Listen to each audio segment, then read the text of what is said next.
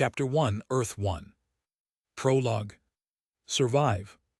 As he stood with blood, both his own and from various other beasts, covering his body, he only had one thought in his head. I need to survive. He strengthened his grip on his weapons and charged forwards. He appeared before the beast and slashed down, cutting a gash in its neck while the beast swung its paw at his head. He teleported behind the beast, and even while coughing up more blood, he kept stabbing and slashing. Survive, survive, survive. As the single word repeated in an endless loop, he jumped on the back of the beast, which was already starting to become sluggish from blood loss. He stabbed down once again. However, his weapon broke on contact. Survive, survive, survive. Even as he began losing his bearings from blood loss, he could only hear one word. He stuck his hands into the wound on the beast's neck and ripped it open, sinking his teeth into its raw flesh. Survive, survive, survive. He clawed, bit, and ate, and with the last bit of reasoning he maintained, he used the broken weapon to stab into the gaping hole in the beast's neck. The beast fell to the floor, lifeless. As he began to lose consciousness, he saw a holographic screen appear before his eyes. Level up. First class obtained. I survived. As he drifted into unconsciousness, a smile began to form on his lips. 5 days earlier. In a hospital somewhere in Los Angeles, a young man could be seen sitting patiently beside a hospital bed. He was 17 years old, with shaggy black hair and amethyst eyes that looked almost hollow. Combined with his skinny build, he was someone who could have been extremely handsome if not for his unkempt condition. On the bed was a middle-aged woman with similar features, evidently his kin. Mom, it's been 6 years since the world changed, but I'm still okay. You don't have to worry about anything. Your son will make sure you can wake up and enjoy this new world as well. Just please fight on and stay alive. Although he hoped to get even the slightest twitch as a response, he knew it'd be impossible. The young man continued having idle chatter with his mother, as he thought back to the incident that's been coined as the World Awakening. At that time, while he was just a freshman in high school, the world completely changed. As if they had been living in a certain Korean novel, mana awakened in the world, gates began opening, and a holographic screen showed up in front of the eyes of every human that outlined their status. Each individual was given a talent to start with, ranging from simple abilities like enhanced eyesight to insane fantasy stuff like pyrokinesis. Hell, there was even a story on the news about some guy who got raised in manipulation. And within this myriad of abilities, he awakened a spatial affinity with the skill short-distance teleportation. At first, he was excited, thinking about intense battles and gaining great power, but the reality was quick to shoot him down. His ability only worked in the area 10 meters around himself, and his physical stats were insanely weak, leaving him tired after using his ability a couple of times. Due to this, he was never able to fight beasts and level up, only becoming level 5 through sheer coincidence and kill stealing. To be honest, once he realized his own weakness, he never wanted to become a hunter and explore the mysterious gates. However, he was left without a choice. He had no useful skills for the changing world but was in desperate need of money. When mana awakened, not everything was fantastical and cool, as there were many people whose bodies couldn't adapt to the changing environment, leaving them hospitalized and comatose, his mother being one of them. There was no cure for this ailment yet, but even the costs for the hospital to simply keep the patient alive were thousands of dollars. So he persisted. He joined the Guild Association, which manages hunters, and became a member of a collection team for the guild his best friend was a part of, keeping him relatively safe from attacks. Sometimes he'd act as a porter and steal a kill or two, but after his stunt was discovered, even that stopped being allowed. And like that, 6 years passed. He never made any progress and barely made enough money to support his mother. Mr. Damien Void. Suddenly, he was snapped out of his thoughts by the call of a nurse. "Sir, we need to take care of the patient now, so we would appreciate it if you could wait outside for a few moments." since he knew of this routine from his countless visits over the past 6 years. He nodded and left the room. Damn, after that last raid I haven't been able to get a job in a while, he thought to himself. If I don't manage to join another raid in the next week, I probably won't be able to afford to continue paying Mom's medical bills. No, I have to. No matter what, I won't stop paying those. Even if I have to move out of my apartment and live on the streets for a while, I still have to pay her bills. What am I even supposed to do with these weak-ass stats? Damien thought out loud as he decided to check his status. Status. As soon as he thought the word, a holographic screen popped up right in front of his eyes. Status. Damien Void. Human. Male age 17. Level 5 classless. Experience value 0/100. Titles: Bearer of the Void Physique. Affinities: Space. Physique: Void Physique. Magic Power 20. STR 3. AGI 5. Def 2. INT 3. Dex 5. Skills: Short Distance Teleportation Level 1. Minor Telekinesis Level 1. Minor Regeneration Level 1. Damien heaved an exasperated sigh. All my problems could be solved easily if I could just get stronger, but my physique seems to be stuck at this pathetic level no matter how much I try to improve. He thought back to the times when he would try his hardest to work out, even going so far as to use the One Punch Man and solo leveling workout routines to improve his body, but to no avail. When he first awakened the system, he already had 2 titles. Thinking back to how much he bragged about it back in high school, he felt like crawling in a hole out of shame. As it turned out, his first title, which was only represented by a series of dots, was absolutely useless. At first, he thought it would be like one of those novel tropes where the title was too powerful and therefore sealed, but after 6 years, he had given up that faint hope. His second title was even worse. It wasn't just useless, it was harmful. Instead of Void Physique being some kind of cheap power that granted him an easy understanding towards his spatial affinity, it just absorbed most of the nutrients and strength meant for his body like a black hole and converted it to magic power. Due to this, he had a good amount of magic power for someone at his level, but that was redundant when his body couldn't even handle the strain of teleporting too frequently. Even my spatial affinity is one of the rarest and most challenging affinities to train. After all these years of constant effort, the only thing I've managed to achieve is the ability to float cups towards me. He thought as he sighed once more. Seriously, it would be nice if I had some plot armor or something, at least that would randomly give me a way to cure Mom, and then why would I need to care about being a hunter? I could just live the peaceful life an ordinary citizen with shit luck like me should be living. As his thoughts continued to get more and more self-deprecating, the nurses finished their procedures with his mother.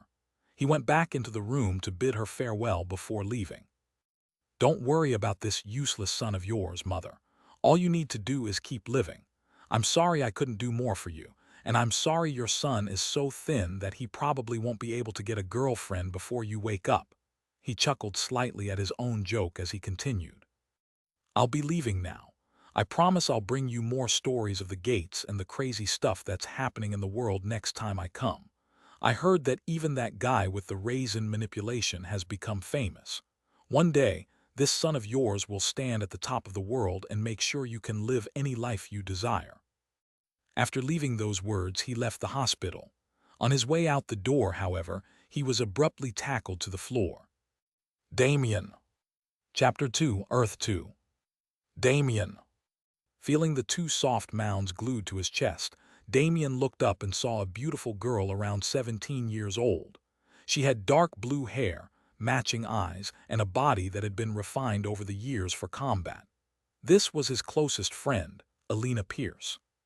Geez, she said with a pout, you didn't even notice me waving at you. HMPH, you must have been overthinking things again. You really need to get out of that habit. Damien was used to this behavior though, so he just took her off of him and stood up while offering her a hand. So, what happened to get you so excited? And just like always, She pretended like nothing happened and took his hand to stand up. Well, the guild just got access to another gate, and it looks like it'll be a big one this time. It's only a B-rank gate, but the mana signature it's giving off is abnormal. And since I'll be going this time, I can be sure that you're safe if you come too. So, what do you think? Damien nodded with gratitude. Although she tended to act like a mom around him sometimes, she always had his best interests in mind. Even when she found out about his mother, her first reaction was to help him pay. However, he refused since he didn't want to owe her anything. "All right, I'll be there. Anyway, that's probably not why you're so happy though, right?" Damien responded. After all the years they spent together, he had a pretty good grasp of her personality. "Nope, I have some time off right now, so we can finally hang out," she said while she grabbed his hand and started dragging him away with a slight blush on her cheeks, though Damien failed to notice it. "Fine, fine, let's go. It's not like I have anything better to do." As Damien let himself get dragged, he thought back to when they first awakened. Although he was stuck with the short end of the stick, Alina had massive potential from the very beginning. Although she was supposed to be a healer, she loved to fight on the front lines, turning her into a combatant who could continuously heal herself and have everlasting stamina in combat. And after she got her first class, she became known as the War Priestess by the masses. She was someone who had the potential to reach even fourth class with enough work, so she was always favored by the guild. As he was lost in thought once again, Damien and Alina arrived at a cafe. After they ordered and sat down, Damien suddenly realized something. "Hey, if the gate tomorrow is so abnormal, why are you asking someone as weak as me to come along?" "HMPH," Alina pouted. "Because if you come with me, I can at least look after you. Do you think I don't know that you've been getting injured all the time by going through a gate after the gate and overusing your skills?" Damien averted his eyes, knowing she was right. Well, I guess it can't be helped. He was just recently losing his mind over trying to find a new gate so he could make some money, so he would be stupid to reject her offer. Besides, he had never been afraid to enter any gate, no matter its difficulty. His only fear is that there's nobody to take care of his mother if he dies. After all, his dad disappeared to God knows where around 10 years ago, and they had no other family that was still around. Time passed swiftly as Damien spent his day with Alina. They finished eating and visited an amusement park and spent the rest of the day there.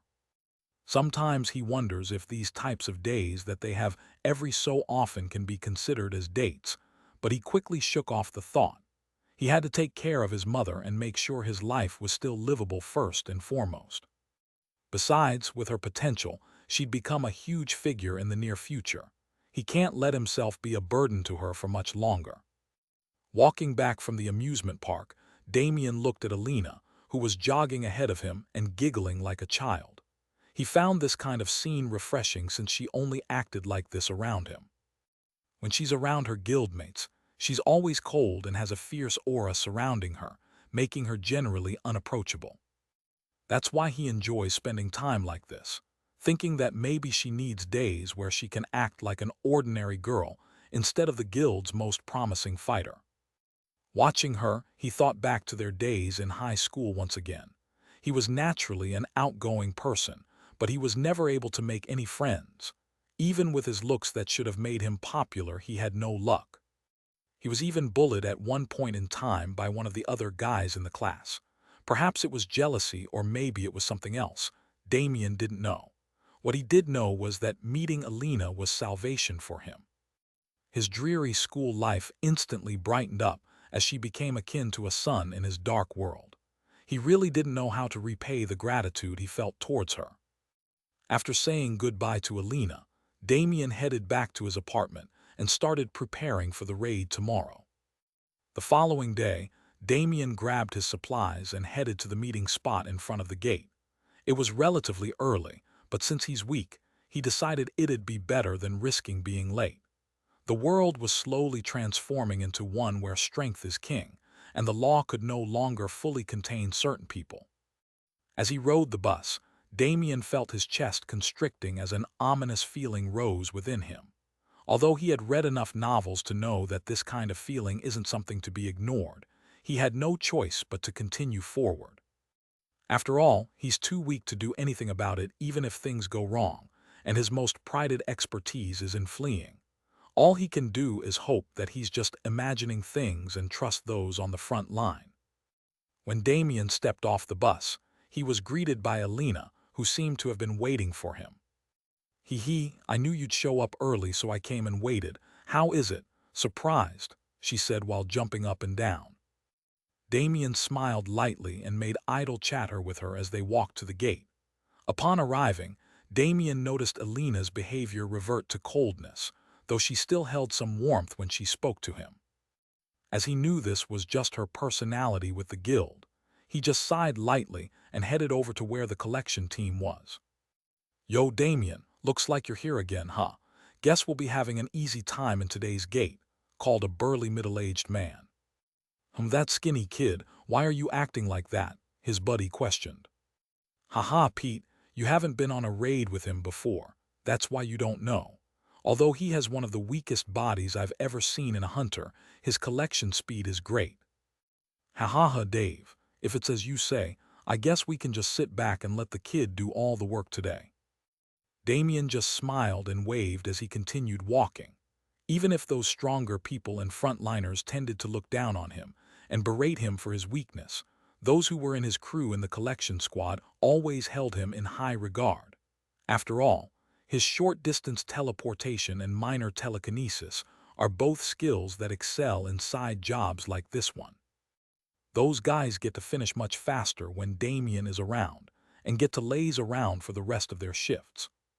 Although Damien had just previously been hopping everything went without a hitch, he always considered himself someone with dogshit luck, and naturally, such luck needed to come into play at this moment.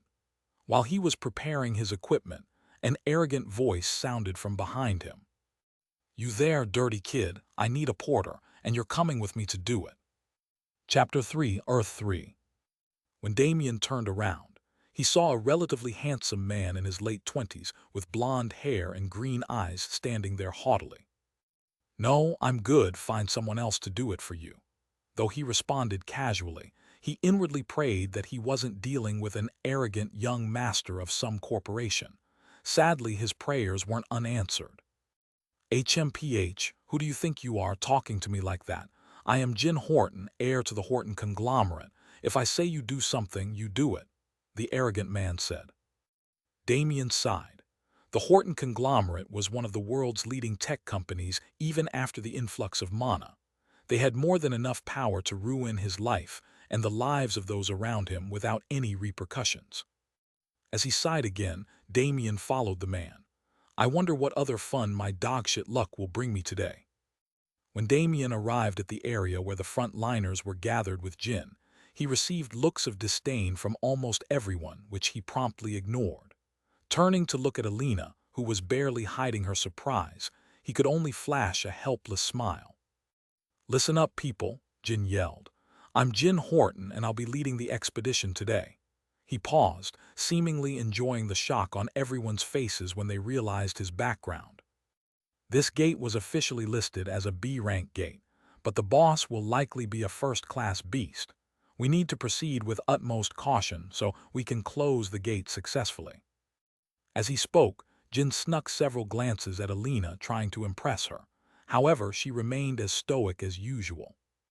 While Jin continued to give an overview of the raid plan, Damien looked at the gate in wonder.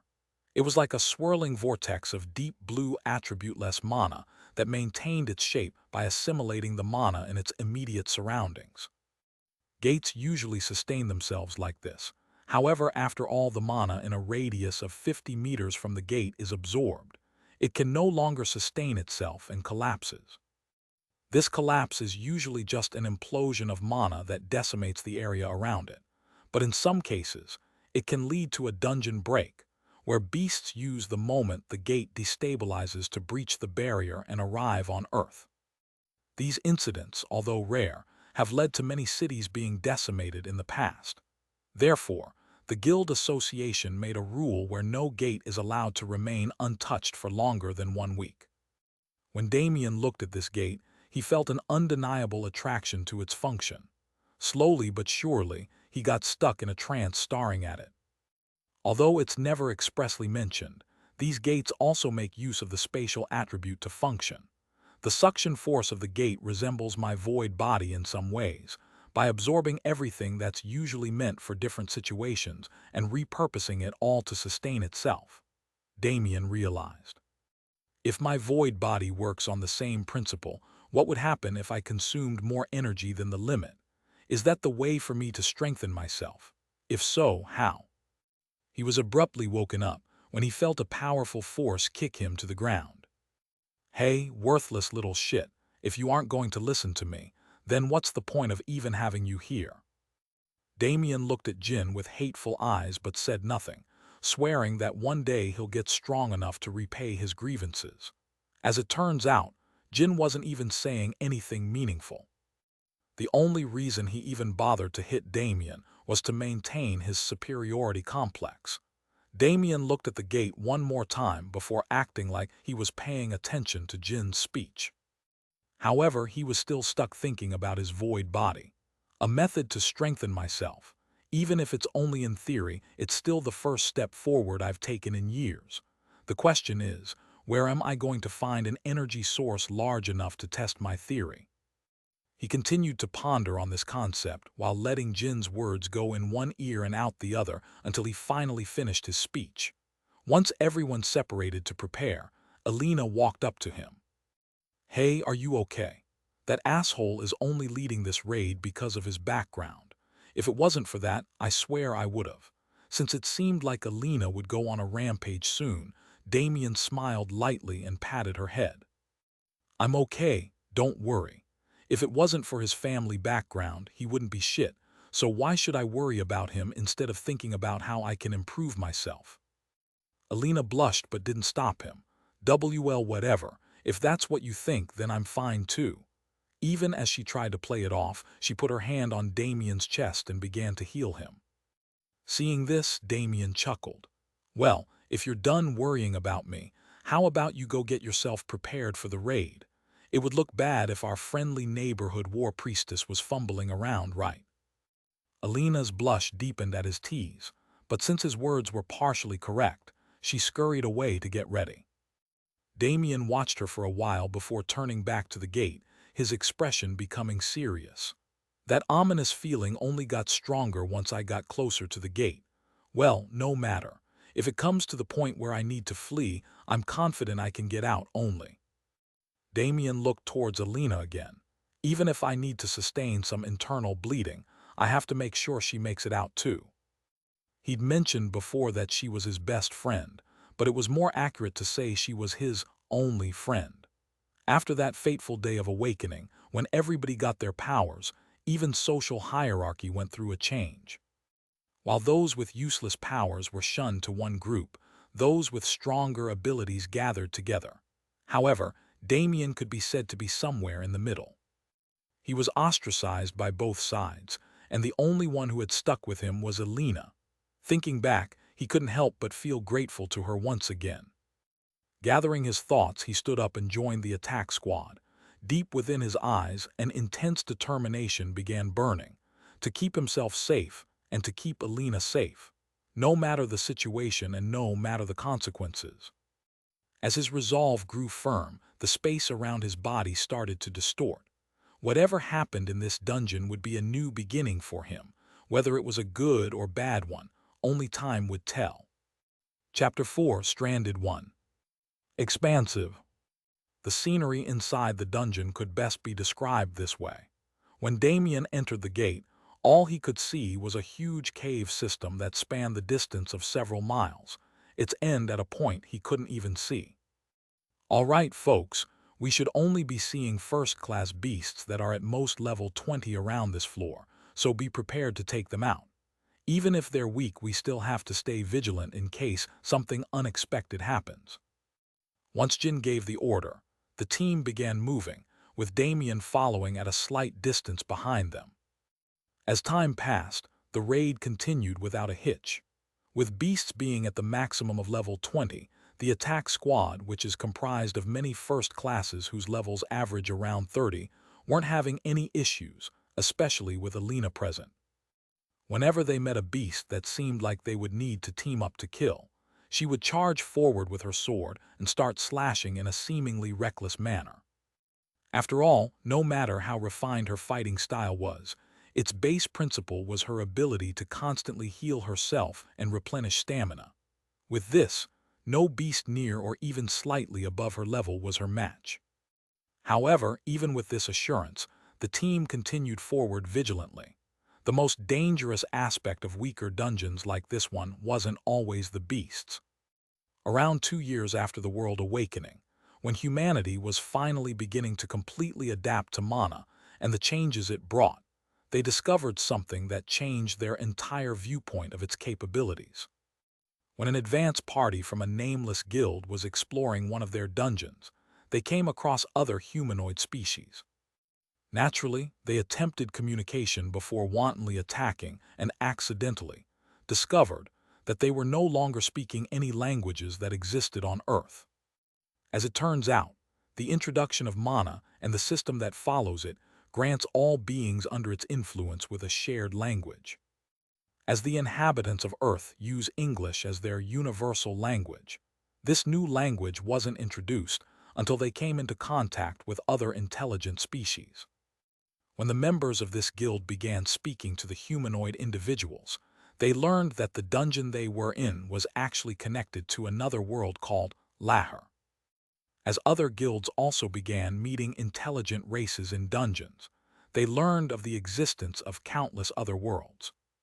As it was explained by the denizens of some of those other worlds, gates are phenomena that only appear in worlds that are newly awakened to mana. After a world has adapted to and assimilated with mana, dungeons are structures that naturally spawn. However, a world that hasn't fully assimilated with mana doesn't have the structural integrity to hold constructs born from mana, such as dungeons, without collapsing. Due to this, gates appear and connect to dungeons in various other worlds. In one dungeon, connected to a world called the Cloud Plane, Earthlings met humans that treat the system as something akin to the heavens, and rather than leveling up, they consider it as cultivation. Through these countless interactions with other world denizens, the citizens of Earth learned many things, especially the fact that these otherworld denizens are barred entry to Earth through the gates. It seemed to have something to do with the concept of balance. However, because humanity has only lived with mana and the system for 6 years, they weren't able to completely understand these more complex theories. Several hours passed, and the dungeon seemed to have been mostly cleared. The group decided to take a break before commencing their final sweep. During this break, Alina naturally went to Damien to check on him and chat for a while. In another area of the dungeon, Jin stood with a hateful look in his eyes. Damn it, that woman should be mine. Why does she keep looking at that trash instead of me? Throughout the entire time they were raiding the dungeon, Jin was constantly trying to show his strength and valor to impress Alina, but she acted like he didn't exist. As the only son of a wealthy and influential father, Jin was never treated with indifference like what Alina shows him. But that only makes me want her more. Jin looked over at Alina, who was chatting and laughing with Damien, showing a completely different personality than she did with others as envy began to cloud his mind. All I have to do I get rid of that trash. If that hindrance is gone, then there's nothing stopping her from becoming my woman. Heh, anything can happen inside a dungeon, right? If a weak porter dies because a beast just happens to break through the lines. His expression twisted as his thoughts continued, and a malevolent aura started to spread, only to be retracted immediately after. Damien, was it? Well, I guess I'll let you have her for now since it'll be the last conversation you ever have. Meanwhile, Damien continued chatting and laughing with Alina, oblivious to the fact that he was being put to death by an arrogant young master. So, this dungeon seems to be pretty normal to me. I don't see why the signature it gave off was so weird. Alina pondered. Maybe it has multiple floors. If that's the case, then there's nothing to worry about since the gate will close once we clear this floor. But isn't that good news for you? You get more money for less work. Yeah, I guess so. Anyway, it looks like that asshole is gathering everyone up again, so you should probably head over. When the attack squad began gathering, however, a thunderous roar resounded through the cavern as heavy footsteps approached the group. "Fuck!" exclaimed Jin. "Just from its aura, I can tell that it's probably a first class. Everyone get together and be ready to either fight or flee on my command." When the footsteps stopped, what was revealed was a massive tiger-like beast around 20 meters tall that had a fiery aura radiating from its body. "It looks around level 50, a newly ascended second class. If we work together, we should be able to kill it," Jin yelled. Damien retreated many meters as to not get caught in the crossfire as he watched the attack squad get into formation. The squad comprised of 2 tankers, 2 healers, a mage, and 3 damage dealers, including Alina and Jin. The beast charged forward with a roar and shot flames from its mouth. As the tankers took the hit, the mage utilized his ice affinity to freeze the beast's paws. Alina and Jin charged. While Jin melded into the shadows and sliced at the beast's tendons and other sensitive areas with his twin daggers, Alina confronted it head-on. The tiger roared in anger and swung its paws at Alina while she deftly dodged and slashed at its neck. Time passed as the squad slowly chipped away at the beast, making it accumulate various gashes and wounds. With Alina's ability, she was able to keep fighting even after most of the team had run out of mana or stamina. With the mage letting out occasional ice spikes as his mana replenished, and Jin limiting its movements by cutting its exposed tendons and ligaments, around 15 minutes later, she managed to land a fatal hit, letting the beast drop to the floor, dead. With the comprehensive planning and experience they had, the team managed to finish the fight without any unexpected circumstances and were promptly healed by the healers. As everyone began catching their breaths, the entire cave began to rumble. Everyone's faces immediately paled. "The gate's closing. We need to get out of here," yelled one of the tankers as he ran with all his might. Everyone else soon followed, as even Damien had to continuously teleport to reach the gate. Being trapped in a dungeon usually meant death with no escape. Once the gate closes, there is no connection left to Earth, so even if one manages to escape the dungeon, they're trapped in a completely different world. As Damien ran, he looked around for Alina and noticed her falling behind. "Alina, what are you doing?" Damien yelled before abruptly realizing the situation. The gate closed out of nowhere, and as the one who did most of the work to kill the second-class beast, she must have used most of her mana. Without being given time to rest, she was basically on the verge of fainting. "Fuck," Damien cursed as he ran back to grab her. He put his arm around Alina's waist, which she subconsciously rejected before realizing it was him, then without pause began spamming his short-distance teleportation to flee. As the gate came into sight, Damien felt his mana draining at a rapid rate, and his body began to break down. His blood churned and leaked through his pores, but he kept going. He remembered his ominous feeling, and he remembered his resolve. And just as his internal organs were going to rupture, he made it out of the gate. As he set Alina on the ground, he smiled. Although it felt a bit anticlimactic, he was glad he managed to get both of them out of the gate without issues. And then, just as he was about to ask Alina, who had regained some vigor, how she was doing, he felt his body flying backward. Backward? What's going on?" Damien thought as his mind failed to understand what caused such a bizarre situation. As reality sunk in, he began to panic. He knew that what was behind him was a gate that was on the verge of closing, but he had no means to save himself.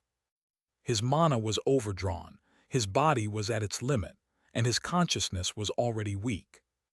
As he felt the mana current of the gate graze his back, the last thing he saw was Alina's horrified expression, and a certain bastard smiling at him and waving.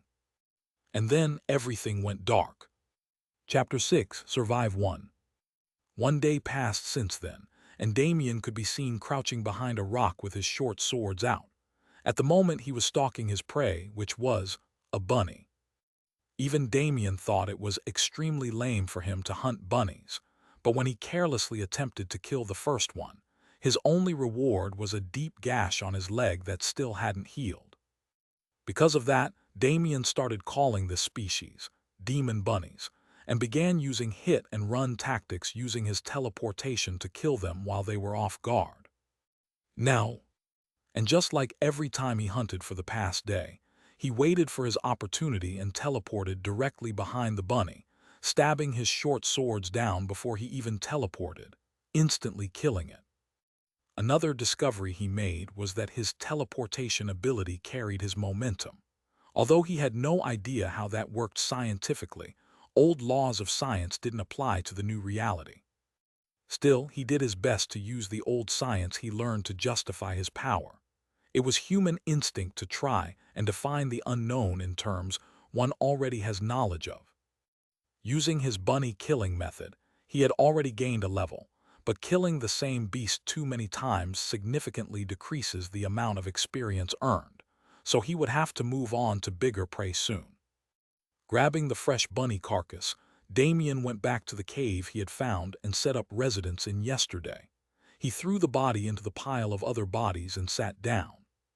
Today would be his second day going without food or water, but he was holding up relatively well due to the rich density of mana in the environment. Although he had 6 or 7 demon bunny corpses, he knew it would be stupid if he ate them as he is now. Beast mana is infused in their bodies to strengthen them and is incompatible with humans, so it's usually impossible to eat beasts unless the carcasses are purified by a priest class or similar people. When the world first changed, there was a couple of cases of people trying to cook and eat beast meat. However, things didn't end well for them. Through further research, it was discovered that 99% of the time, people who ate non-purified beast meat had their bodies corrupted by the foreign mana and exploded. The other 1% of people mutated into demi-humans, but not the cute cat girl kind of that show up in the manga. Rather, they would have wolf heads and wolf paws with random tufts of fur jutting out from their bodies. These people also tended to lose most of their reasoning, becoming more animalistic and primal. Even knowing about these abysmal odds, Damien had a certain level of confidence in mutating successfully as long as he got stronger before he attempted it. Either way, he would have to eat the beast meat. He just decided to delay it to increase his chances. However, he could only last at most another day or two before he needs to eat. Once Damien got his thoughts in order, he thought back to the layout he made of the floor he's on. I don't know which floor this is, but it's definitely near the top. There are also only classless beasts on this floor since the rest were wiped out during the raid. Although it's frustrating, there's no way to go up or closer to the surface. There's only a single staircase that leads to the next floor. I can't gain much more from classless beasts unless I kill everything alive on this floor, but that'll drain my stamina to the point where I'll be forced to eat the beast meat and take my chances with mutation. As his thoughts followed this path, he made his decision. I already firmed my resolve. There's no more use in hesitating. If it means I can get stronger faster, I'll go down to the next floor. But first, he decided to rest. Among the classless beasts here, he could reign relatively supreme with his teleportation, so they don't usually disturb the area where he stays. What felt like a couple of hours later, Damien woke up feeling refreshed. Since it's only been around a day and a half since he got stranded, he still had a relative view of the time. When he got up, he looked at the pile of corpses he'd made and sighed. He didn't know if he'd be able to come back for these and felt it was a waste to save them. Okay, it's time to go. This will be my first time facing real danger in my life. With an increased sense of vigilance, Damien walked down the staircase leading to the next floor. When he reached what he had dubbed as the second floor, he was surprised to find that plants were growing here and there. Although it was mostly as desolate as the first floor, it still had a bit of spice. Damien was pleasantly surprised by this discovery. After all, this meant that there was a possibility of there being a water source somewhere in this dungeon. As Damien vigilantly walked through this new floor, he finally met his first prey. In front of him was a gray wolf that was slightly shorter than the average human, and judging from the aura it gave off, it was probably around level 8 or 9. Damien and the wolf eyed each other vigilantly before the wolf made the first move and pounced. Damien jumped to his right and drew his short swords. He then teleported to the left side of the wolf and slashed down. The wolf howled in pain as a gash was created in its side, and attempted to bite Damien. However, he had already teleported to the adjacent side of the wolf, repeating his previous motion. The wolf, in its confusion, turned completely towards Damien, who vanished from the spot and continued his tactics. 3 stabs later, the wolf collapsed to the floor. You killed LVL9 Grey Wolf, obtained 50 exp. Hi. Since the wolf didn't possess a great deal of intelligence, it was relatively easy to deal with, but Damien was still gasping for air. After all, he was never in frontal confrontations before this. Still, he couldn't help but smile. Even though his fight was for survival, he found himself having fun. Fighting, killing, growing stronger. Ever since the possibilities opened up with the introduction of mana, this was all he ever wanted to do. As he looked forward to the seemingly limitless future, he reaffirmed his determination. I will survive. Chapter 9, Mutate 1. 2 hours had passed since Damien decided to hunt once more, but his ominous feeling never lessened. Coupled with the fact that he felt like he was being watched, his vigilance was at an all-time high. Damien walked through an unexplored area of the second floor and watched his environment carefully. Throughout his entire 2 hours of walking, he hadn't run into a single beast. Although the gray wolves were the most prominent beasts on this floor, he had run into many smaller and weaker beasts during his travels. However, even they were nowhere to be seen. Suddenly, he heard a branch snap. G-R-R-R-R. From behind him, he heard the growl of a beast. However, he didn't make any sudden movements. A beast that could approach me without alerting my senses.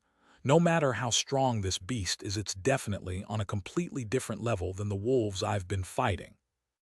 Damien slowly turned around. When he did, he saw a wolf incomparable to anything else he'd seen on this floor. It was around 3 meters tall, and its gray fur contained patches of black here and there. With its every movement, black lightning coursed through its figure and charred the ground around it. Its aura was so suffocating that Damien was almost completely rooted on the spot. The wolf stared at Damien with a level of rage and intelligence that none of the other wolves possessed. When it had returned from its hunt earlier, it had found that many of the younger wolves in its pack were being slain one after the other. Its kin was one of them. In its rage, it tracked him down and confronted him itself. Damien didn't know what level this beast was at, but he knew he couldn't face it with his current strength. Is this the difference between classes? He thought to himself as he prepared to run. Damien knew he'd be a fool to turn his back on this beast right now, so his only options were to go left or right. Looking at the beast vigilantly as if he was preparing for battle, Damien lowered his body. Then, he turned right and ran as fast as he could. The wolf, however, didn't move, seemingly wanting to toy with its prey. After Damien made a good amount of distance, the wolf let out a howl and shot forward. Within only a matter of seconds, it caught up with Damien, slashing its claws forward at a speed he couldn't follow. Before Damien knew what had happened, he lost feeling in his left leg and tripped. The wolf had precisely severed his Achilles tendon. Biting his lip to muffle a groan of pain, Damien began teleporting away. However, since he wasn't in a correct state of mind and was moving linearly, he couldn't escape. Every time Damien made distance, the wolf caught up immediately, inflicting more flesh wounds on Damien while he continued fleeing. But as he teleported forward one more, he realized the wolf had stopped its pursuit. When he raised his head, all he saw was a vast expanse of darkness. Damien felt despair. Behind him was a monster he couldn't even begin to imagine defeating, and in front of him was a vast abyss whose depth was unknown. He looked to his left and right, and realized that the area around him had narrowed, leaving him without an escape path. The wolf stared at Damien, and noticing the despair that was forming in his eyes, it felt elated. This was the scene it was hopping for. It wanted the killer of its kin to feel the sensation of death slowly encroaching him. He wanted Damien to feel fear he'd never felt before. Damien was desperate. He knew he would die here if he couldn't kill this wolf, but his options were limited. Looking at the deep abyss in front of him, Damien had a crazy idea. If it comes down to it, I can always do that. Since Damien knew he couldn't run anymore, he prepared himself for his body to break down during this fight. However, he wasn't too worried. Once he achieves his first class, his injuries will be healed and his stamina will be replenished, although only on the surface level. He wouldn't be able to regrow an arm or anything that major. Damien took out his short swords and vanished from the spot, appearing at the wolf's back legs. He stabbed both of his swords towards the same point and hoped it would be enough to damage the wolf. However, his hopes were crushed. Even with all his strength, he was only able to make a small cut into the wolf. Damien vanished again, appearing on the other side of the wolf, as he resolved himself to cut until the wolf bled out. Sadly, the wolf wouldn't let him do as he pleased. Due to the difference in combat experience, it only took a minute or so for the wolf to figure out his patterns, leading to claws or a gaping maw greeting Damien every time he teleported. Although it was clear that the wolf had a lightning affinity, it didn't take Damien seriously enough to use it. Like this, the fight continued for several minutes. While the wolf still only had a few gashes, there were plenty of cuts on its body that were leaking blood. But Damien was in a much worse position. His whole body had been covered in cuts, with a deep gash running along his back. He was bleeding profusely, and it looked like he had no chance to win. When the strain of constant teleportation combined with the wounds he received from the wolf, his internal organs were only a couple hits away from turning into mush. At this point, Damien wasn't even thinking properly. All his fear and despair were locked away as his focus stayed solely on keeping his life. His whole being was focused on the word that had become his motto ever since he was stranded. Survive. His gaze focused on a deeper wound he had made on the beast's neck, and he saw an opportunity to win. However, before he could move, he felt his consciousness grow thin. An intense wave of fatigue almost overwhelmed his senses.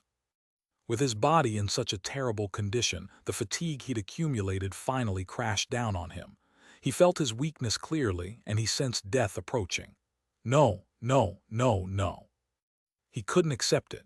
He hadn't even reached the truly grueling floors of the dungeon, yet he was already going to die. After all that resolve he built up, after all those inner monologues he used to calm himself, he would end up dying here. He refused to accept it. He stared at the beast in front of him with a maniacal glint in his eyes. Good, good, good, good. Something had snapped within his mind. He charged once again, completely ignoring the pain that was forcing his consciousness down. The wolf stared at him with what seemed like contempt in its eyes as it opened its mouth. As Damien stabbed into its neck, it bit down ferociously, tearing off his arm. However, Damien continued to ignore the pain.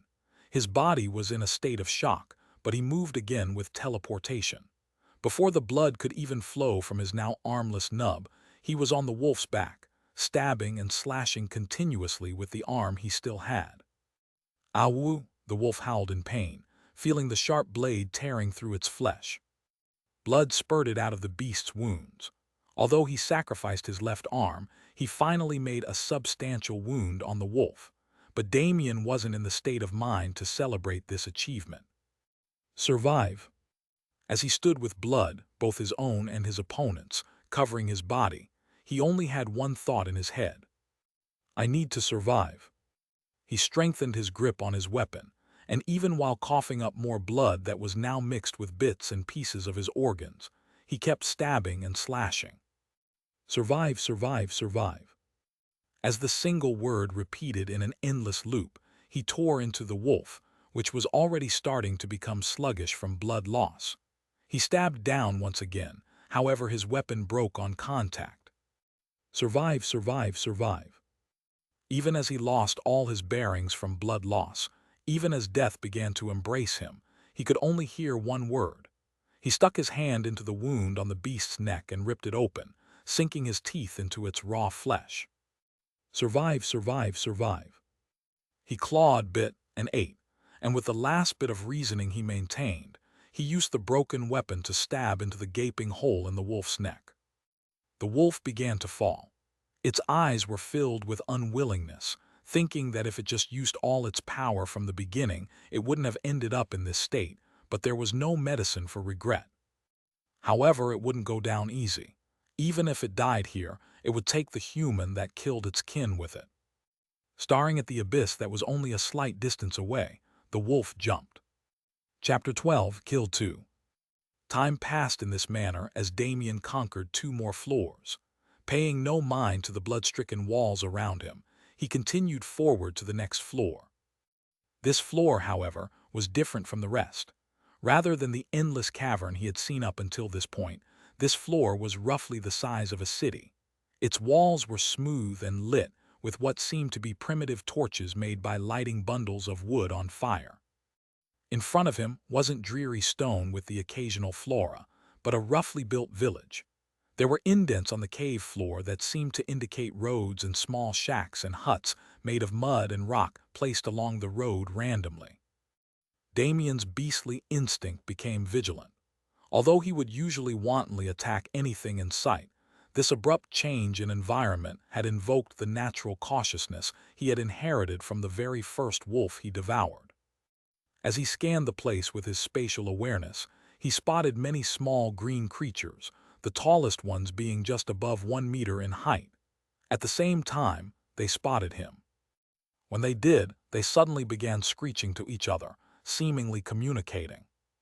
Then they all grabbed their weapons and congregated around the main stone hut in the middle of the village. Thudding footsteps rang out and echoed through the city as the door to the hut opened. What stepped out was another green creature, however.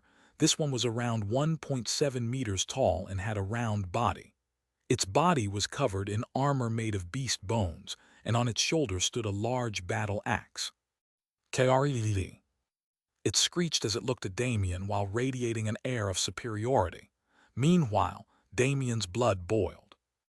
On the past 2 floors, he hadn't found more than 2 or 3 beasts that could help him evolve, and in his rage, he slaughtered the rest of the floor.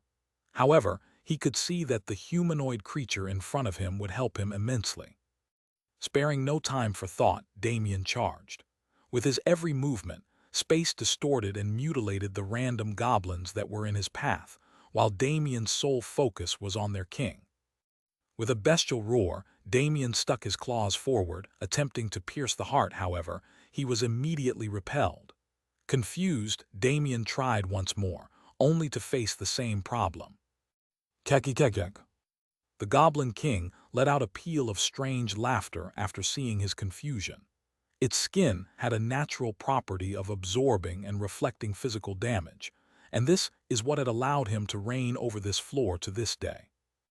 One of the king's favorite things was watching its enemies try to breach his defenses, only to achieve nothing. So the king stayed its hand without attacking, confident that it would get to see another amusing sight today. Unfortunately, its opponent was Damien. Seeing that physical attacks were useless, Damien charged lightning in his palms before shooting it forward, trying parts of the goblin's skin. Kaari. The Goblin King was enraged. Even if the attack didn't hurt it, it was insulted that the enemy had injured its skin. Raising its great axe, it charged. The goblin swung its axe at Damien with immense strength as Damien quickly teleported out of its way. Appearing behind the goblin, he grabbed its head and ran electricity through its skull. Though the attack didn't do damage, it managed to paralyze the goblin for a second. Using the opening he created, Damien grabbed the goblin's arm and distorted space, using the pressure to turn the arm into a sack of paste. Kaari. The goblin roared in pain. It had never felt this much pain, as the impact was usually negated when it hit its skin, and it lost the ability to think rationally. It turned to Damien and wildly began swinging its great axe, which Damien dodged with ease. The power has lessened greatly due to the goblin's state of mind, so he felt no danger from the swings. Ducking under the goblin's swing, Damien used another spatial distortion to break the goblin's leg, earning another screech of pain. Although the Goblin King could negate physical damage under a certain level, he could never compete if the environment was the one that deemed him to die. Space was an esoteric and extremely powerful concept, which was why spatial users were generally always feared. Once the goblin lost its balance, Damien immediately grabbed its head and distorted it, leaving it twisted at a 180 degrees angle. With its neck snapped, the Goblin King immediately died.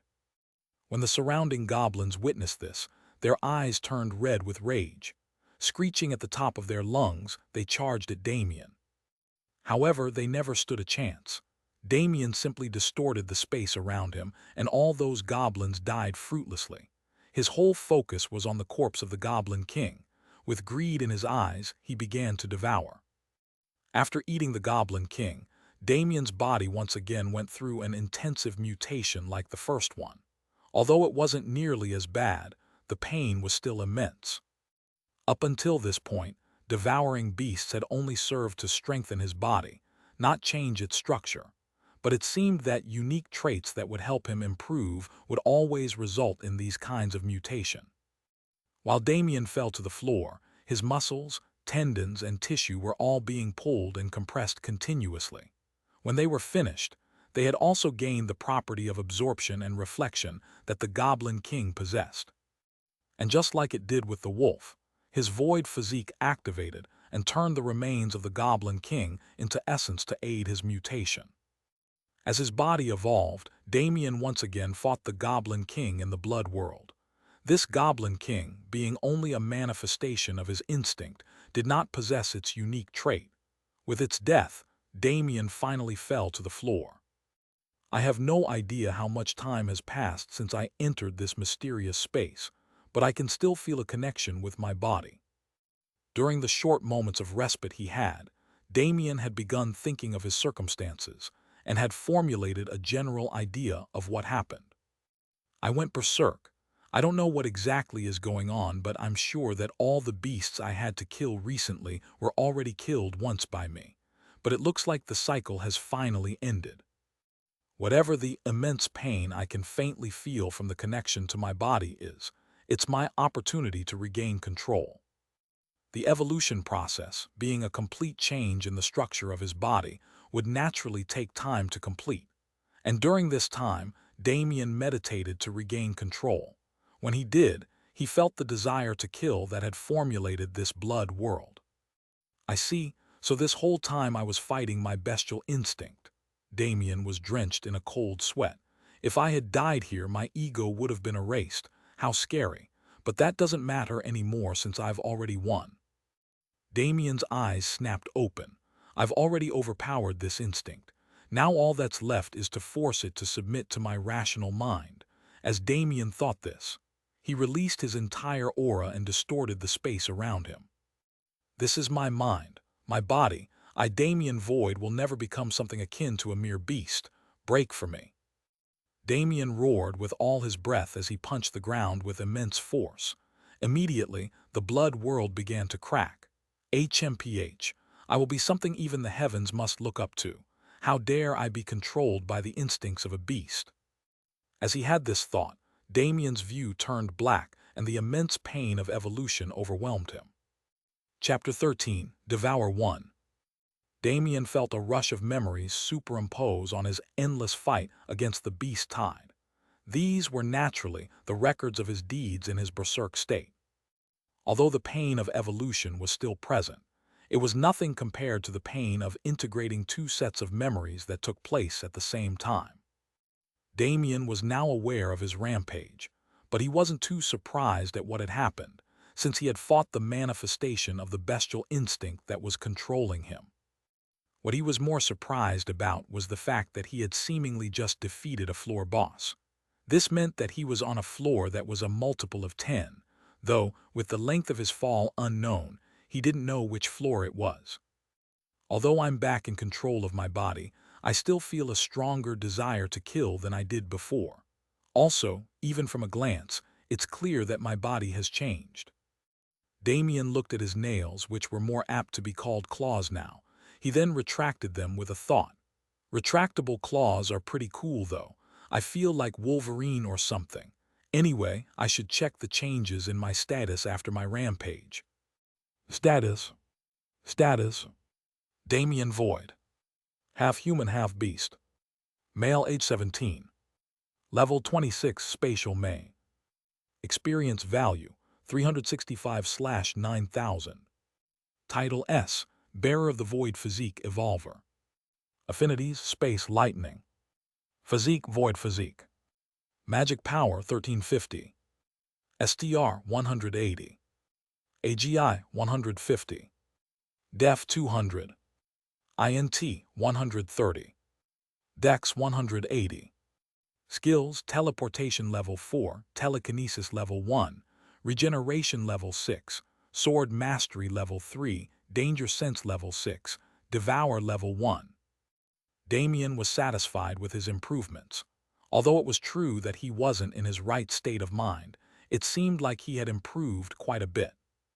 Most of his improvements came from evolution, as he consumed every beast that would make his body stronger. But for those beasts that wouldn't help him evolve, or the ones he had killed in a blind rage, they were turned into exp. Like this, he had an extremely strong body compared to his level, and it seemed he could now fight evenly against most beasts within the bounds of first class. He also noticed the new properties of his body.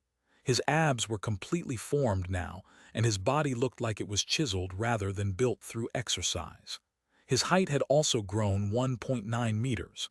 If it weren't for his missing arm, it'd be a perfect body. Structurally, it was different as well. With the Goblin King's unique trait of absorption and reflection, his whole body had become more dexterous. He felt that with enough training, he could twist and dodge at impossible angles, catching his enemies off guard. The second thing Damien paid attention to was his skills. His teleportation's range had grown quite a bit, reaching 7 kilometers, while his telekinesis could now be used with more versatility, such as when he distorted space to kill the goblins. Since he never used a sword, his mastery obviously hadn't improved, but his danger sense had made immense progress, and he felt he could use it to sense any prescience within a 1-kilometer radius. His main focus was on his new skill. He had an inkling of what it did, but he still checked to make sure. Devour. Due to the synergy between the title, Evolver, and the Void Physique, a new skill has been created. This skill substitutes the consumption process when evolving and helps optimize evolution to prioritize the user's needs. Due to the creation of a unique skill, your legend has advanced. Damien was glad he got this skill. Now that he had his rationality back, he was reluctant to continue behaving in such a primal manner. After all, no normal human would enjoy tearing open and eating beasts raw. Furthermore, since the skill optimized the devoured energy to suit his needs, he could quench his hunger and thirst without needing to physically eat and drink beast blood. The indiscernible amount of time he'd spent in his berserk state had left a slight trauma in his mind. He now held a slight disgust towards the sight of blood that wasn't useful to his evolution. Looking at his surroundings, Damien noticed many goblin bodies littering the floor. Even if they won't help me get stronger, they're a good chance to test this skill. Damien took some time to pile up all the bodies in the middle of the room. Once he was done, he put his hand on the pile and cast his skill. Devour. An abyssal black fog seeped out of his arm and formed a huge construct that looked like the maw of a terrifying beast. Then, the fog went forward and enveloped the entire pile. Damien could feel the foreign mana enter his body and become annexed as his, while a good portion of it strengthened the trait he gained from the Goblin King. But the most intriguing part was that most of the essence went towards providing him sustenance. Damien immediately felt much lighter, as if a mountain had been taken off his back. It seems there was a lot of hidden fatigue built up in my body after what I can only consider as months of endless slaughter. Damien was pleasantly surprised. He had no idea he was carrying so much fatigue, but if the skill could pinpoint that and counter it, it was even more perfect than he thought. Standing up, Damien stretched his body. It didn't set in earlier since I was preoccupied with the changes in my body, but it's good to be back. Damien loved battle. He had accepted the fact that he was a bit weird in this regard, but spending so much time in an endless battle to the point where he couldn't even measure it anymore was too much even for him. Due to this, Damien decided to take a small break in his descent and train. Looking around at the small huts and shacks, Damien smiled. Although it's just the work of goblins, it's nice to see a change of scenery. Perhaps at the lower floors, I might see some even more interesting things. When he entered the Goblin King's hut, his smile grew even wider. He immediately disregarded everything else and punched forward, landing on a soft surface. Haha, a bed. Who would have thought I'd be lucky enough to find a bed anywhere near here? Damien rolled around in the small bed made of unknown materials like a child as he slightly relaxed. Even though it was accidental, I still spent a long time power leveling. I guess I should take a break and bring my sword skills up to par and refine my fighting style. Thinking idle thoughts, Damien closed his eyes and drifted to sleep. With his body and mind finally relaxing after many grueling months, he ended up having a nice dream. It was a dream of the future with his mother, his father, and a couple of blurry figures that he didn't know quite yet relaxing and laughing. It was a dream of what he sought to achieve, a dream of his peaceful life after he reached the apex.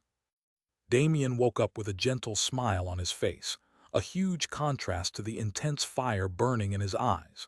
With the flames of motivation pumping heavily through his body, he began his training. Chapter 14, Encounter 1. Ever since regaining control of his body, Damien had felt a slight disconnect between his thoughts and movements. Besides this problem, his sword mastery severely lagged behind the rest of his improvements. He also had never created a real skill for his lightning, only subconsciously using it in his berserk state. Now it was time for him to digest his gains and further expand upon them. Damien exited his hut and stretched his body. If only I could have a training montage or something. I feel like time would pass easier that way. Sadly, this isn't anime, so I have to work for my gains. Even as he sighed about his unfortunate fate as a real person, he took his sword off his back for the first time in what felt like months. I should perfect my sword forms and maybe attempt to create an art since I'll be stuck here for a while. I also don't know if something like sword aura exists since it was never discovered on Earth. Maybe that's something I can gain with enough practice. Since I have a spatial affinity, it's a basic requirement to have a dimensional slash of some form. Thinking idle thoughts, Damien began swinging his sword. He especially had to focus on balance since he did not possess a left arm. Minutes turned into hours as hours became days, and Damien was still practicing his sword without rest. If one could witness him, he would look like he was dancing. Only his dance was deadly enough to cause fierce winds to howl throughout the area. A few minutes later, Damien paused. Sword aura definitely exists. I can feel something ethereal growing within me as I perfect my sword. Damien could feel a sharp aura growing around his body as he continued to practice, shifting his whole presence to become more sword-like. His sword mastery had just reached level 6 for him to feel this sensation, so he mused that his sword aura would be complete after he reached level 10. Feeling that he wouldn't make any more progress in his sword skills, Damien switched to training his lightning. Although he had plenty of ideas for how to use his spatial affinity, most of them were supportive rather than offensive. He figured that many of his ideas could only be used at second or maybe even third class. Summoning his lightning, he began to ponder its usage. My black lightning is more focused on power than speed. Although it can increase my speed, I've already figured out the method for that. Simply channeling it internally is enough for now. I can also infuse it into my weapon for added penetration and damage. What he needed now was attacks that used his lightning externally, so Damien began to ponder the various anime, light novels, and mythology he had seen on Earth for ideas. After all, even if they were fictional, the authors and creators tended to put a lot of time into working out the practicality of attacks, so their readers wouldn't complain about it being too unrealistic. Damien's eyes lit up as he had a thought. Beam weapons. Everyone loves beam weapons. Let's do that then. Damien put his arm out and began to charge his lightning into his palm. He concentrated on compressing the lightning as much as possible until he felt that it would just explode if he continued. Then, he released it forward. Boom! Damien flew backward 10 meters before he managed to stabilize himself. It turns out, rather than a beam attack, he had just created a bomb. After he released the lightning, it took the shape and size of a baseball and flew forward, impacting the cave wall and exploding. The force of the explosion was great enough to push Damien back, even though he was relatively far from its center. He didn't get what he wanted, but he got something useful. Damn, it seems like I suck at controlling my lightning externally at the moment. I'll need to practice more later, but I don't want to take too much time here and delay. My main priority is to get to the surface and then find a way to Earth.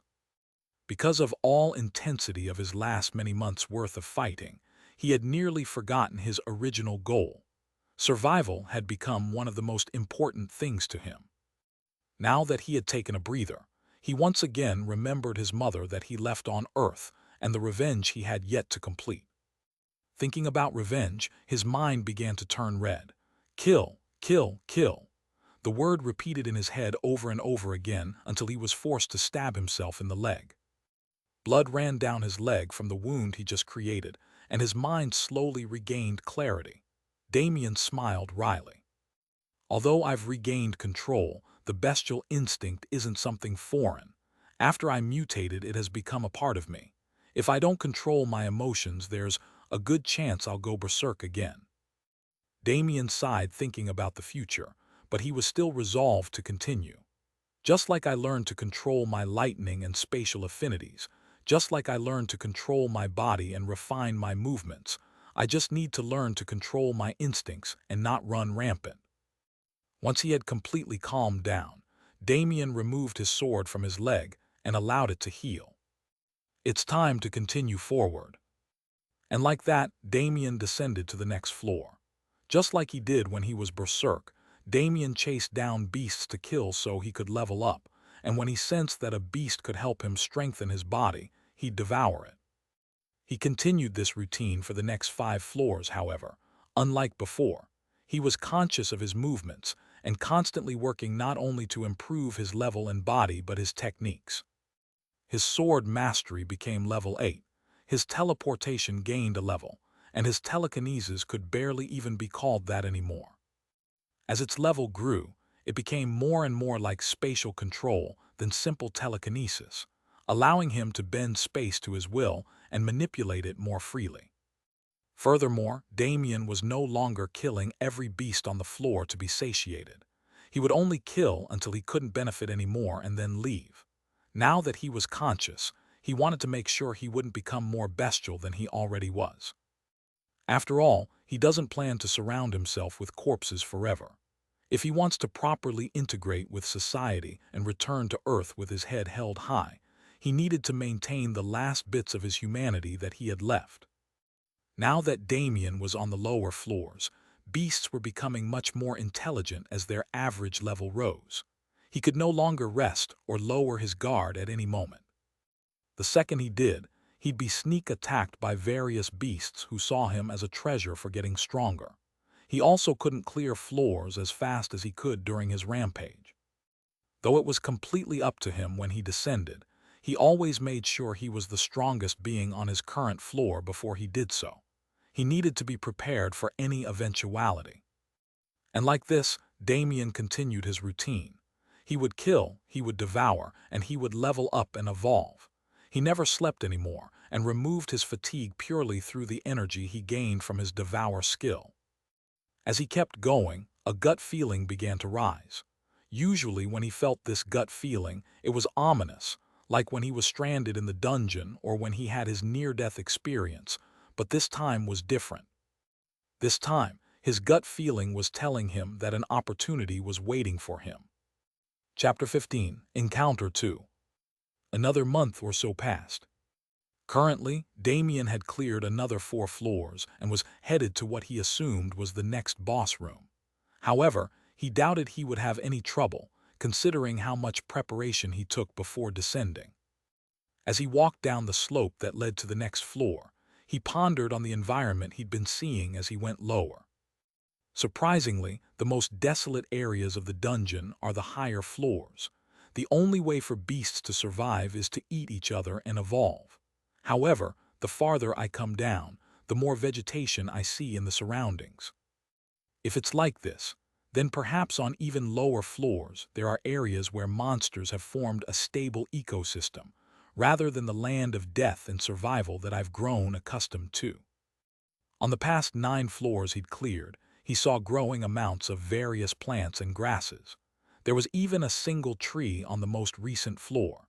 He mused that sometime within the next 20 floors, he might get to see a forest for the first time in what felt like years. Thinking idle thoughts, Damien reached the next floor. Unlike the goblin village he saw on the previous boss floor, this one was cloaked in glaring darkness. Damien walked forward vigilantly as to not fall victim to any ambushes as he entered the boss floor. He stretched his spatial awareness as far as possible, and what he saw made his face pale. Although it was never mentioned previously, as Damien never felt the need to think about it, he had an extremely irrational fear of spiders. But it wasn't the kind of fear where he would run as far as possible to get away. Rather, it was the type of fear where he would use any means possible to kill any spider he sees, so as to decrease the number of spiders in existence as much as possible. As for what he saw covering the entire boss floor, webs. In every direction, he saw webs strewn about to catch any prey that was unlucky enough to wander into their grasp. Luckily, Damien didn't see the spider who strung the webs, or he might have gone berserk even while being fully conscious. Damien became extremely paranoid for no reason. No matter what the boss on this floor was, he had built the capability to slay it with ease. However, there was a reason his fear was considered irrational. Suddenly, Damien slashed his sword to his left, emitting a wave of lightning, but he hit nothing. The spider was surprised to see Damien react to its movements, but it wasn't worried. It had been born with a special set of eyes that allowed it to predict its opponent's movements and see through anything false. Due to this, it had developed a superior intelligence compared to most beasts on its level, and seeing that Damien was much stronger than it was, it decided to use its eyes and intelligence to win this fight. Many minutes passed, but Damien still hadn't caught sight of the spider. He had sensed it attempting to attack 3 or 4 times, but whenever he countered, it was never in the same position. Damien was starting to get irritated. Usually, he'd just distort space around him so that the spider would get crushed by pressure, but he wasn't thinking calmly. After many more minutes of the same routine, Damien lost his cool. "Screw it. I'm going to blow this damn spider all the way past hell and down wherever the place deeper than hell is." Damien gathered and compressed and released lightning continuously, forming lightning bullets that flew through the floor. A series of explosions rang out, causing clouds of dust and debris to be kicked around. And within that dust and debris, Damien spotted the spider. Finally seeing the annoying pest he needed to kill, he immediately teleported over. The spider panicked. It had predicted that it could use its poison to kill Damien after wearing him down, but it could have never predicted his immense hatred for spiders. As it began computing new paths to victory, it felt a sharp pain in its abdomen. Damien was behaving like a primate at this point. He threw down his sword and continuously bashed the spider's body with his fist. Every once in a while, he would teleport into the air and drop a heavy kick onto its head. The spider was specialized in poison and ambush tactics, so its physical ability wasn't that developed, and Damien could have ended the fight with a couple of swings of his lightning-infused sword, but he was much more brutal. Now that he had the spider in his grasp, he wouldn't let it escape. Whenever it tried to run, he would appear in front of it and continue his brutal beating. The spider could only lament at the fact that it had met such a devil and wonder what it did to deserve such a fate. Luckily, it didn't need to endure for much longer. as Damien let one last heavy punch towards its head, crushing its skull and killing it. Ha ha, another scourge eliminated. Damien smiled, seemingly proud of himself, before looking at the spider corpse in disdain. He really didn't want to devour the spider. He felt that it would be a stain on his record to take on characteristics of a spider, but he knew he had to continue growing stronger. Now that he had eliminated the scourge to humanity, his rational mind was back in control. Damien put his arm forward, and that gaping shadowy maw once again formed, completely consuming the spider. Damien had mentally prepared himself to feel extreme pain in his body, but he wasn't ready at all.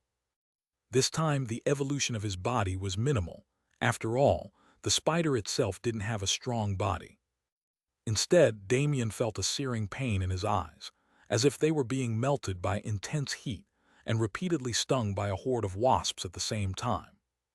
Considering the intense amounts of pain he had to endure during his time in the dungeon, Damien never expected he'd reach a level he couldn't handle again, but reality proved him wrong. The pain in his eyes at the moment genuinely made him want to scream like a little girl and roll around the floor, but he bit his lip until it bled and endured. Hours later, his evolution ended. Removing his hand that was covering them, he slowly opened his eyes. When he did, he had no choice but to gasp in amazement. The world he was seeing now was completely different than what he could see before. The glaring darkness that felt almost abyssal was no longer a problem, and he could see everything as if it was broad daylight. The significance of this couldn't be underestimated. Ever since he was stranded, Damien could only see clearly due to his eyes adapting to the environment and his senses sharpening from his first mutation. But the environment he saw was still gloomy and dark. Now every detail of the cave around him could be seen clearly. Every crack in the yellowish-brown cave walls, every speck of dust that was kicked up by his previous rampage, every small plant organism that stuck to the ceiling and floor, it was all as clear as if he was looking at them through a microscope. These were just the superficial aspects, though. When Damien waved his arm, he could see physical ripples occur in the space surrounding him. The spatial layers he could previously only sense when he meditated or concentrated were clear to see.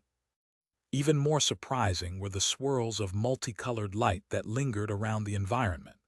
Yellowish light radiated from the cave walls and ceilings. A slight hue of green could be seen in the air, and patches of purple were scattered about the rubble on the floor. These patches of purple are the lightning mana I released earlier when I carpet-bombed this place, Damien realized. Then this must be earth and this is wind. Haha, this is amazing. Although Damien had received many special things before this, he felt that these eyes were his most useful evolution to date. Suddenly, a holographic window appeared, snapping him out of his reverie. The user has received the trait, All-Seeing Eyes. All-Seeing Eyes resonates with a dormant attribute within the user. Trait, All-Seeing Eyes has completed resonance with the dormant attribute. The trait has gained the ability to evolve and will be shown in the Skills section of the user's status. Due to being the first human from the world Earth to create an evolving trait, the user's legend has been enhanced. Damien grinned. Although he didn't know what the dormant attribute was, he knew it'd be a good thing once he discovered it. He had also gained a trait he could evolve, unlike the Goblin King's trait, which would only work on those of equal or lower level than him, no matter how strong he got. Damien's grin widened. Even if this eye power was the opportunity he had been sensing recently, he'd be satisfied. But noticing that his feeling remained, he was excited for what was to come. Thinking about how his luck had finally begun to reverse, Damien continued to descend. Chapter 17, Aperon 1. Damien felt like he was back within the blood world as he constantly slaughtered beasts from every side. In this kind of situation, he realized the usefulness of the Goblin King's trait. This kind of intense melee was a situation where he would inevitably get injured many times, but with the reflection trait, he was able to transfer damage back onto his attackers. Damien hacked and slashed, becoming a tornado of blood on the battlefield. Black lightning coursed through the ground and splintered it while space distorted with his every movement, crushing countless beasts.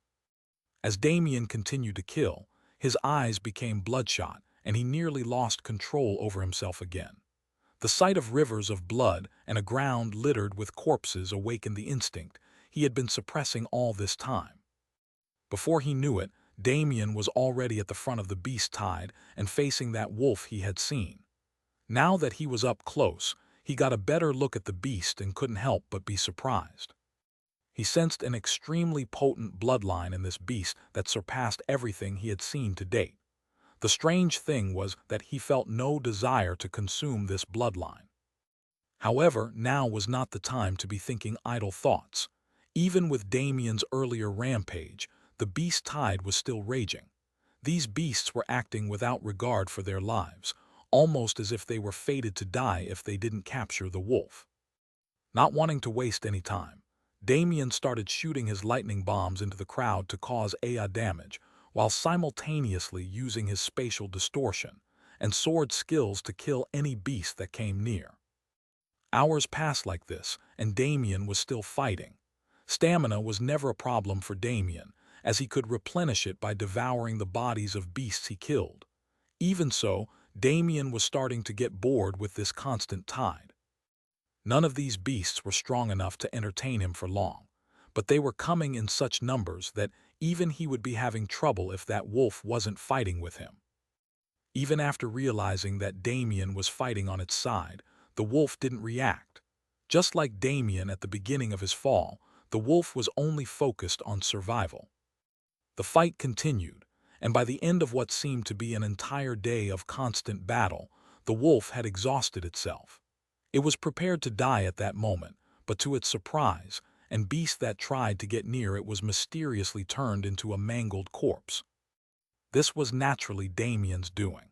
His newly evolved spatial control skill gave him much more variability in his usage of his affinity, and creating a distortion field around specific areas was relatively easy for him. Another day passed, and the tide of beasts finally began to thin out and disperse. At this point, Damien had most likely slain the majority of the beasts on this floor, leading to the current situation. Once the tide finished, the wolf got up and distanced itself from Damien, eyeing him warily. Even if he'd helped it previously, the wolf had always held the assumption that he just wanted to take her corpse for himself. Damien smiled wryly seeing the wolf's behavior. If it was any other beast, they would have been correct in this assumption, as Damien wasn't the kind to show any mercy.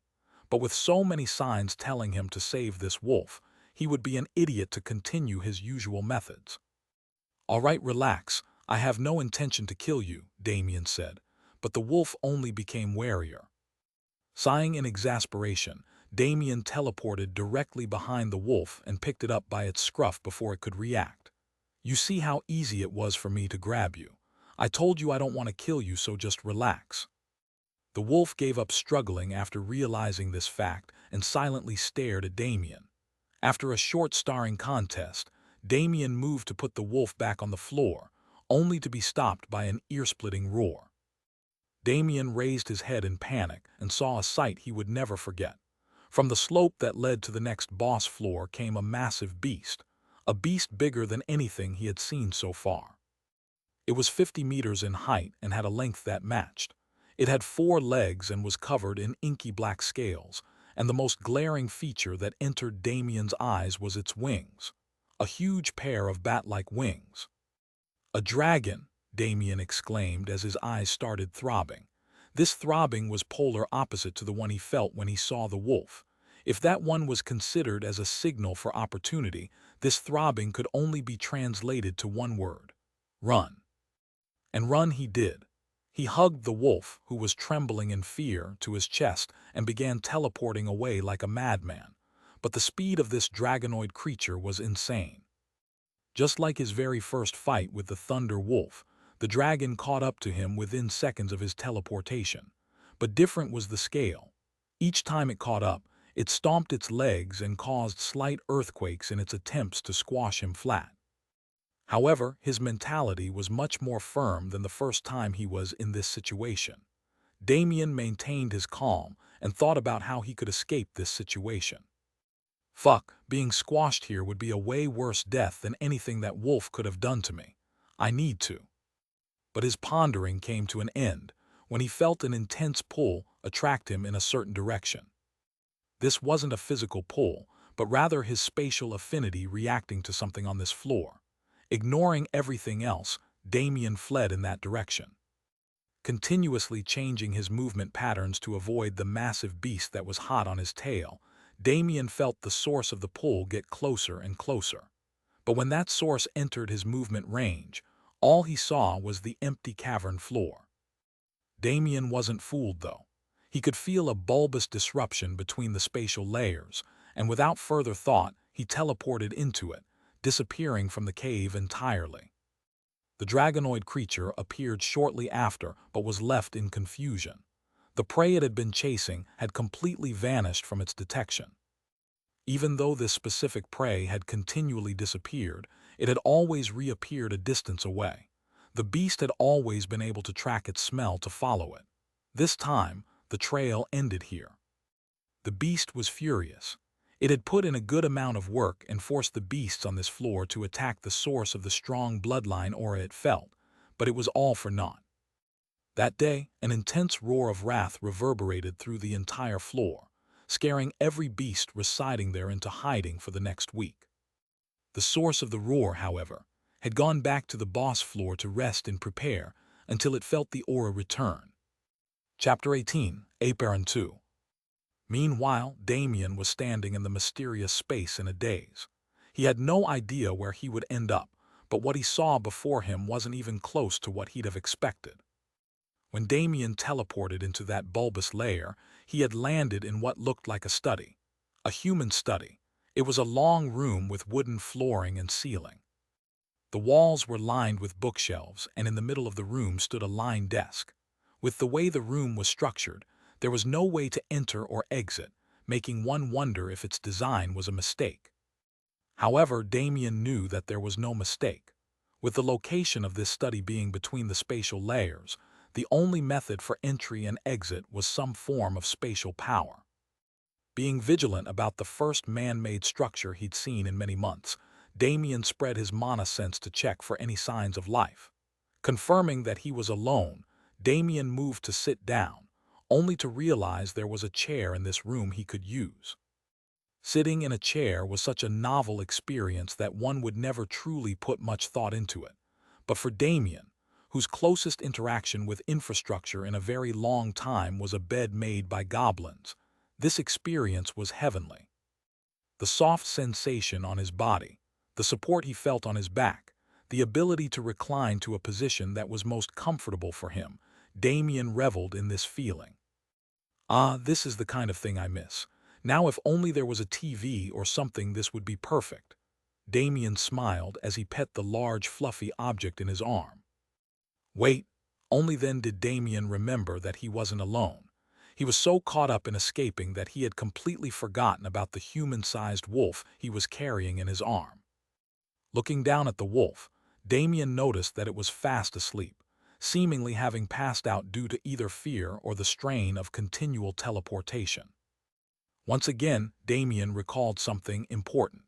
It was his first time attempting to teleport with another individual besides himself. Luckily, his original skill had evolved many times over, so it seemed the burden of carrying more people with him wasn't a problem. If he had tried this a couple of months ago, the wolf would probably just be a pile of mincemeat at this point. As he relaxed, he looked around at the long rows of bookshelves around him, only for his eyes to pause on the desk in front of him. Gently placing the wolf on the ground so it could rest, Damien picked up the single book that was sitting on the desk and opened it. Congratulations to whoever you are. It seems that you have been lucky enough to stumble upon an abode of mine. Well, I doubt luck had anything to do with it if you're in this dungeon, but for the sake of the expression, pretend it did. Damien read the book with a deadpan gaze. It seemed whoever wrote this had quite the eccentric personality, he thought as he continued. Okay, well, I guess you got your laughs out with that last joke, so let's get serious. My name is Kurt Galloway, and I am what you would call a spatial grandmaster. Since you've stumbled upon both this dungeon and the subspace you're currently in, it's no doubt that you are a promising spatial affinity user as well. Well then, let me give you some backstory. The dungeon you're currently in is one I've titled the First Dungeon. Why, you ask? Well, it's because I've theorized that this is one of the oldest, and perhaps even the first, dungeon that was naturally created in our world. Damien scoffed at the terrible naming sense and kept reading. Being one of the first dungeons to ever exist, the beasts contained within it have a much more substantial level of god-beast bloodline than those that exist on the surface. Due to this, a harsher environment where all beasts are desperate to kill and consume each other's blood to evolve was created. I entered this dungeon by pure coincidence, but upon my entry, I realized how strong the beasts residing here actually are. After all, I've mused that the strongest beast in this dungeon, the one who resides on the 100th floor, is a demigod-level existence at the 5th class. This was the first time Damien had heard the number of floors this dungeon had in total, and it made him feel utterly hopeless. A 5th class existence, how long will it even take me to reach such a level? But Damien wasn't one to fall into despair without attempting to do anything, so he persisted in reading. My purpose in entering this dungeon was to find myself a beast companion, and just recently I found a dragon. Haha, an actual dragon. How is it, are you jealous? Damien rolled his eyes. Hum? Well, let's continue. I've spent many years searching for those I could pass my legacy to, however, I was never able to find someone fitting. For this reason, I've placed subspace like this one within many different areas in our world that are only accessible to those with extremely high affinity for the spatial attribute. Inside this subspace, I've left my insights on subspace creation and many of my other iconic abilities, a few treasures that will aid you in your path forward, and information regarding everything of importance in our world. Now, if I'm alive, I sincerely hope you come and find me, however. If I am not, make sure you showcase my legacy to the world once more and make sure my name isn't forgotten in the annals of history. Kurt Galloway. P.S. I bet you were really scared of that cliffhanger I left about the 100th floor, huh? Weren't you? Anyway, you don't have to worry about that since I've set up a teleportation array on the 50th floor. Just defeat the boss and you have a quick trip to the surface waiting for you. Okay, goodbye for real this time. Damien sighed in exasperation as he read the final excerpt, but his eyes couldn't help but brighten. He had finally found a way out of the dungeon, and not just that, he had found a way to advance his spatial ability and his knowledge of the new world he was in. This way, he wouldn't need to go in blind and randomly get himself killed by accidentally saying something he shouldn't. As Damien looked around once again at the rows of bookshelves that surrounded him, he couldn't help but smile. Well then, I guess it's time for a real-life info dump. Chapter 19, Aperon 3. As Damien scoured the bookshelves, he found that there truly was knowledge about everything, from the history and power structure of the world to the various occupations that people followed. Another section of the bookshelves was wholly devoted to spatial affinity and the different methods of its utilization. As Damien scoured the bookshelves, he noticed a section focused on beast taming. Looking at the wolf that was still peacefully sleeping on the floor, Damien thought it wouldn't be a bad idea to study up on this field. Although most of the information he found was useless to him, who had no interest in taking beast taming as a profession, he found a certain ritual titled the Equal Blood Pact. This pact seemed to be perfect to use later, so he set it aside before he went on to read the information he found to be the most crucial. As he read, Damien was pleasantly surprised. The world Damien is stranded in is called Aperon, and it's what could be considered a typical fantasy world. Apparently, they had titled the system as the Aperon Records and had changed the name of the world to match. Since he thought this name was cooler than just calling it the system, he decided to use it from now on. This world awakened mana thousands of years ago and is ruled by 5 massive empires, the strongest of which is the Adelaire Empire, with around 1/3 of the land being a forested beast domain ruled by fourth-class beasts who gained their human form. There was also a plethora of other races inhabiting the world, mainly elves, dwarves, and beastmen. Each race had their own specialty and tended to seclude themselves from each other, but surprisingly, there wasn't a huge amount of racism between them. There are also other peak powers like the Adventurers Guild, auxiliary guilds like the Alchemist and Forge Master Guilds, and multiple merchant associations. Out of these powers, the Adventurers Guild is rumored to be the strongest, with a half-step demigod at its head.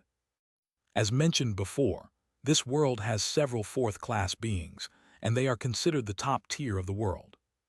Ordinary civilians, which make up a majority of the world's population, hadn't achieved even their first class yet, while first classes are the most common.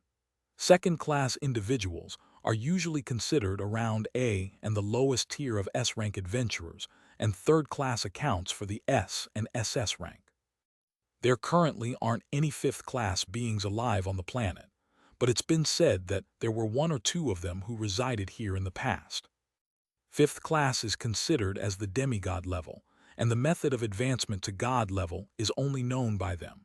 It's also fabled that most demigods choose to travel to the heavenly world, where all peak experts reside. Reading this far, Damien decided to take a break before his head exploded from too much information. He found that the customs of this world aren't that different from Earth, but its hierarchy and strength were vastly different. After all, even if he went back to Earth right now, Damien would be one of the strongest humans, but here, he was just another ant. Damien grinned at this thought. Stronger opponents, better fights, and much more fun. This is what Damien had understood from the power scaling of the world. Damien also found out through his reading that he was currently on the 39th floor, making the dragonoid beast, which he had now discovered was a wyvern, the 40th floor boss. Damn, did I climb to the 40th floor already? I swear the Goblin King was the 10th floor boss, but I guess it was the 20th. It seems the only reason it was so easy was because of the intense strengthening I got from my rampage. When he put some thought into it, started to make sense. The Goblin King's physical trait that he had stolen was extremely useful against those on or lower than the level of the user. Even in his fight against the beast tied earlier, this ability alone had led to the deaths of a few beasts. Now that another mystery was solved, the main question he had was about how much time had passed. After he entered the blood world, his sense of time had completely derailed. Putting this to the side for now, Damien continued. As Damien switched to reading about the auxiliary occupations, the wolf slowly woke up. When she did, she immediately jumped back and got into a battle-ready stance. She didn't understand why she had allowed herself to fall asleep after everything that had been going on these past few days, but she wasn't ready to die yet. Glancing around, she found herself in a strange environment, and soon she saw a bipedal creature leisurely sitting in the distance. With this, her memory started flooding back to her. From the events leading up to her meeting with Damien, all the way to the appearance of the wyvern and her passing out in his arm, she remembered it all. After receiving all the information, she lowered her guard ever so slightly. After all, this being could have killed her multiple times over as she slept, but she could feel that she had barely even been touched. Damien was so absorbed in his reading that he didn't notice any of this happening, but he soon finished his book and looked up, only to see another pair of eyes looking back at him. "Oh, you're up," Damien said in surprise. "Well, first things first, can you understand me?" The wolf slowly nodded in acknowledgement. Although Damien was a bit surprised by her intelligence, he didn't think it was crazy. After all, he had just learned of the existence of an entire nation of beasts, whose leaders had even taken on human form. Damien pondered for a bit and decided to be blunt. "This might be a bit sudden, but I want to offer a pact with you. This pact will connect us and we will become companions from this day forth. So, what do you say?" The wolf was a bit confused about some of the words Damien used, but she got the gist of the situation. Hearing that she would have to form some kind of bond with this creature she didn't know, she vehemently shook her head no. Okay, I understand your aversion, but hear me out. You have a plethora of beasts and that giant wyvern chasing you, and my goal is to kill that wyvern and the beast stronger than it before leaving this dungeon. Damien coaxed. If we form this pact, we both have better chances of survival. Plus, when I go to the surface, I can take you with me. Haven't you ever been curious about what it looks like outside of these dreary cavern walls? Seeing that the wolf was still hesitant, Damien was even more convinced to take it as his beast companion. After all, this kind of cautious attitude is exactly what had helped him survive after his fall into the abyss. Thinking this far, Damien continued to coax the wolf and attempt to persuade it. The wolf fell into thought. She knew she couldn't survive alone due to the wyvern sensing her bloodline aura, so it would be best to gain help. Plus, she was interested in what the bipedal beast had told her about a world outside of this cavern. Slowly, she nodded her head, expressing her agreement to the pact. Great, Damien exclaimed as he grabbed the sheet of paper outlining the blood pact. After reading it over one more time, Damien spoke. It looks like all we have to do is take a drop of blood each and express our consent. The rest will be done by the system.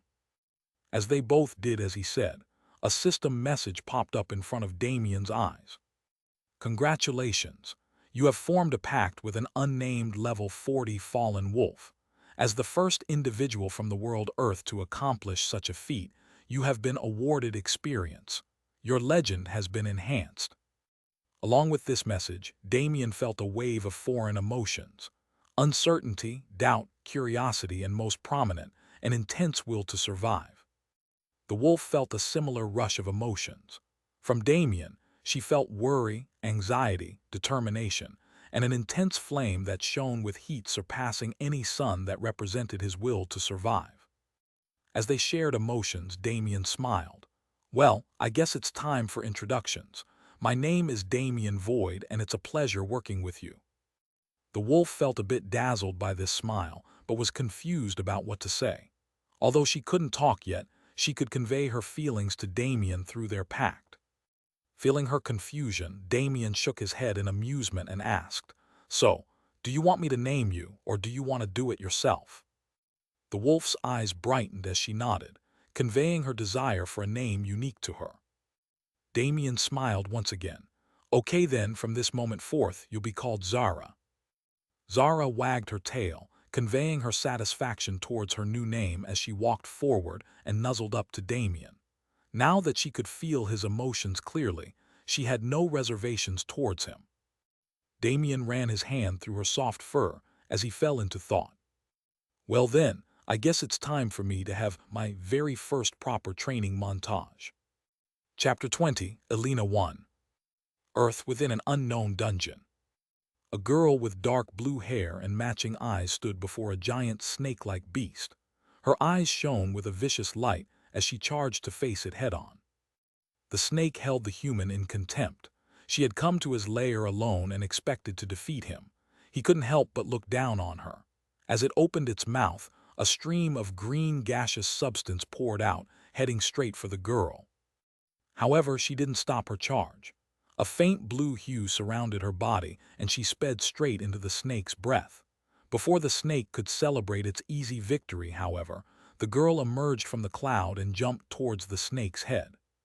Huh! With a spirited shout, she raised her sword, which was now covered in a blood-red hue, and swung. Skre! The snake let out a shrill screech as a deep gash appeared on its body. However, it had lost its chance to do anything. The girl's speed suddenly multiplied as she moved around the snake's huge body and cut various gashes in its flesh. After many minutes of this, with the snake being unable to even escape from this girl who had seemingly infinite stamina, a sword was plunged directly between its eyes. The snake, whose eyes were filled with unwillingness, slumped to the floor lifeless. Ha ha, the girl panted as she wiped the blood off her sword. Feeling the new levels of power coursing through her body, she checked her status. Status. Elena Pierce. Human. Female, age 18. Level 65, War Maiden. Experience value, 20,100/68,000. Title S in/A. Affinities light life. Physique none. Magic power 1200. STR 180. AGI 190. Def 175. INT 195. Dex 185. Skills recovery level 4, holy magic level 1, regeneration level 5, sword mastery level 5, judgment level 6. Although she was satisfied with her strength, she thought she wasn't improving fast enough. It's been 1.5 years since Damien disappeared, and in this time I've only gained around 30 levels. While this speed is extraordinary in comparison to the other geniuses I've seen, it doesn't feel like it's enough. Although she couldn't explain it, she had always had a feeling that she should be leveling up faster.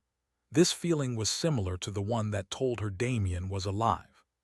She may have been hallucinating, but she truly felt as if there was a faint link between them, allowing her to know if she could keep up or not. Around 5 days after Damien's disappearance, she felt an intense stinging sensation in her heart, and when it vanished, she felt like she could no longer sit still. She started covertly going to any available gates that could make her stronger and leveling up like crazy. Her guild also became a problem due to this. She spent all of her time either inside of a dungeon or visiting Damien's mother, so she became relatively unreachable, and the guild began berating her for it. They had also begun pressuring her to partner with Jin in various publicity stunts and dungeon raids, but she vehemently refused. It seemed that the guild itself had been bought out by the Horton conglomerate and had become their dogs. With Jin's active pursuit of her never ceasing, and even getting worse once he had her guild's backing, Alina decided she'd had enough. She entirely left the guild and acted solo. Luckily, anyone could earn money through hunting beasts, and their corpses could be sold in various subsidiaries of the guild association, which had long cemented its reputation and status that was above any other organization in the world. Alina was pissed, but she couldn't do anything about it, so she hid her strength and continued to level up. In the world's eye, however, she had stopped her action as a hunter due to the grief of her friend's death. Alina put her hood up to hide her face and stealthily exited the dungeon, heading to the hospital once again to have idle talk with Damien's mother. Although she was unresponsive, her presence was enough to remind Alina of Damien.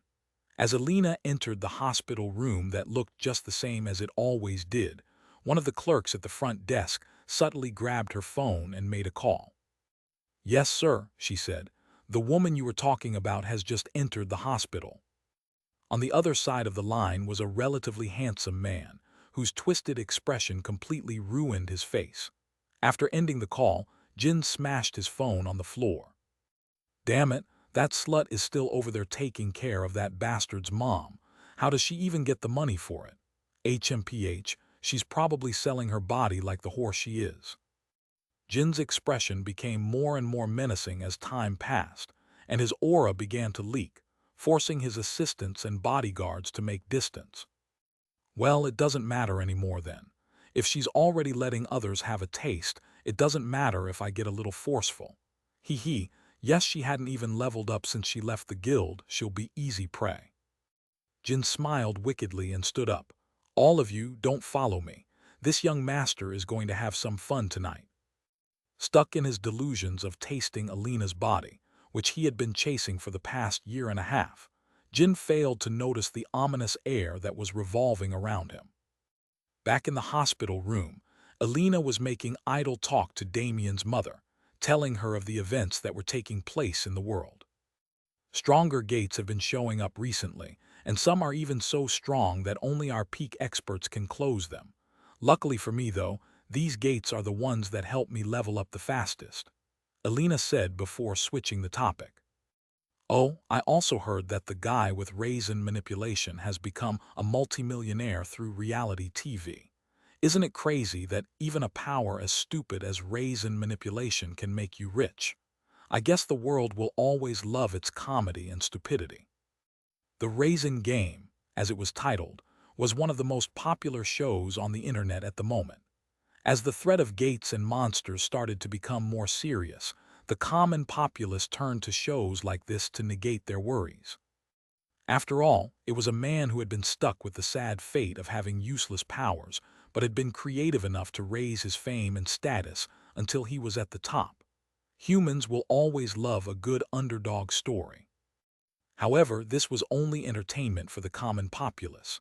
Among those who sought power, the most trending topic was about a certain Japanese man named Fujimura Ryutaro. Even before the World Awakening, Ryutaro was a famous swordsman who had practiced throughout his life. Once mana was introduced, he had continued on this path. He had risen to prominence and become one of Japan's most talented hunters. And now, after 6.5 years, he had achieved a groundbreaking feat. Ryutaro had raised his sword mastery skill, which was common among those who had even slight attainments in swordsmanship, to level 10, and unlocked something he called sword aura. Sword aura was a widely known concept to those who had ever been engrossed in the fantasy genre, and its discovery had rocked the world. After all, if concepts that were only prominent in fiction turned out to be real, did that mean that humanity on Earth had already been in contact with mana before? Or was the human psyche already prepped by the system to adapt to mana beforehand? Many scientific studies had been started due to this discovery, and humanity was starting to enter a new age. After getting this far, Alina decided it was time for her to leave. She had already been ranting for many hours and felt that any more would be embarrassing. After Alina left, the shadows that lurked in the corners of the room converged into the form of a man.